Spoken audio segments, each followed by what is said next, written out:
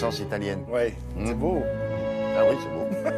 Pourquoi on parle de Raphaël aujourd'hui? 495 ans il a disparu, 1520. Au mois près? Oui, oui, absolument. Mois d'avril, là, oui, oui. Alors, ça, c'est le monde entier qui pleure un génie, parce qu'il a 37 ans quand il disparaît. Quand on voit ce qu'il nous a laissé, c'est absolument gueudin, comme disent les jeunes. C'est dingue, Ah quoi. bon? C'est dingue, c'est dingue. Il était célèbre à son époque. Alors, il était Ou il a célèbre. été célèbre à sa Non, mort? il a été célèbre à son époque, et surtout, c'était une époque d'une richesse incroyable. Ce type qui arrive à Rome, après quelques années d'études, il est né à Urbino, hein, où son père essayait d'être peintre aussi, mais enfin, il a vendu une ou deux toiles, puis ça s'est pas bien passé. Ça fait pas beaucoup, ça. Ben non, alors du coup, il a ouvert un petit commerce d'huile, de cacahuètes, de produits divers. Il a fait une petite fortune, et il a dit à son fils, puisque tu as l'air de savoir dessiner, fonce dans cette direction. Moi, j'ai pas réussi, mais toi, tu vas peut-être le faire. Et voilà comment il va partir pour plusieurs villes. Il va partir pour Pérouse d'abord, où il va être formé par le Pérugin, par des peintres absolument, le Pinturicchio, qui veut dire le peinturlureur, qui va lui donner aussi ses premières notions. Puis il va vouloir aller à Florence. Mais la patatras, qu'est-ce qui se passe à Florence? Il se trouve devant Léonard de Vinci, qui est déjà bien en place, parce que beaucoup plus âgé que lui, et un certain Michel-Ange, qui est là, qui a eu 8 ans plus que lui. Vous voyez, ils sont un peu de la même génération. Donc c'est difficile de faire son trou. Ils ont été concurrents pendant... Bah, toute sa vie à lui, puisque Michel-Ange, lui, va vivre. Oui, c'est ça, exactement. Alors du coup, il va quitter Florence et partir pour Rome. Et là, Bramante, le célèbre architecte, va lui faire rencontrer le pape. On va regarder tout ça en images pour mieux comprendre. On commence tout de suite par voir la tête, la douceur, cet ange. Il a quoi? Il a une vingtaine d'années quand on le voit là. C'est un autoportrait de Raphaël, Raffaello Sanzo, qui est surnommé Raphaël. Raphaël, c'est son prénom? C'est son prénom, absolument. Et il l'a conservé. C'est que sous ce nom-là qu'on va le connaître. Alors, quand il arrive à Florence, je vous dis, il est face à des monstres sacrés. Là, on le voit en train de replacer cette femme pour pouvoir la peindre au mieux. Il y a la toile qui est à droite. On voit le maître qui est en train de lui changer un petit peu la position du bras parce qu'on lui a commandé un nombre de madones au cours de sa toute petite existence absolument incroyable. Alors là, c'est l'un de ses maîtres, le Pérugin, qui justement l'a formé. Il avait des dons extraordinaires, mais il a quand même été formé par 2 ou 3 maîtres.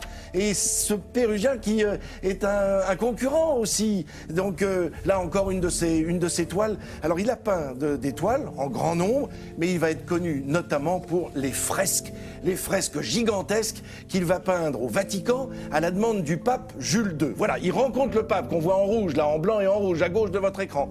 Il est à droite, Raphaël. Il y a Bramante qui est là avec son plan pour montrer l'architecture du Vatican et de Saint-Pierre. Qui a peint cette toile? Ça, c'est l'atelier de Raphaël.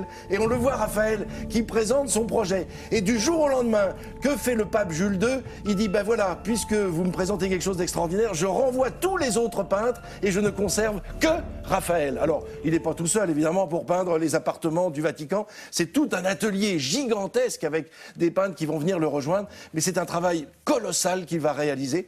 Pendant ce temps-là, au même moment, Jules II fait faire le toit, le plafond de la chapelle Sixtine par un certain Michel-Ange. C'est-à-dire que vous avez, au même endroit, à Rome, au même moment, vous avez Michel-Ange qui est là, sous le plafond, en train de peindre le plafond de la chapelle Sixtine, Raphaël qui s'occupe des fresques et Bramante qui est en train de terminer de Raphaël construire... s'occupe des fresques des appartements privés. Voilà, des appartements pontificaux. Il peignait ça sur les murs, donc, sur les murs, oui, les murs et le plafond, absolument. Un travail absolument colossal. Michel-Ange était vieux à l'époque. Alors, Michel-Ange, ils avaient 8 ans d'écart.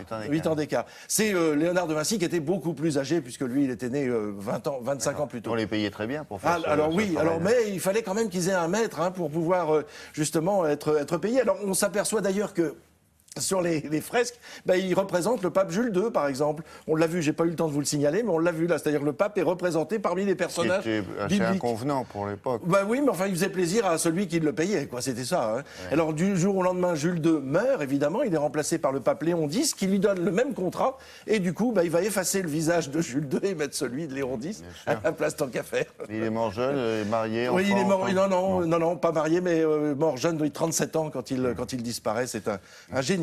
Merci beaucoup. Dans quelques instants, la météo et puis le point sur la circulation. Messieurs, est-ce que vous regardez Télématin? Ben non, parce que le matin, moi, je dors. Monsieur ferait mieux de se réveiller, hein. Tu sais pas ce que tu perds.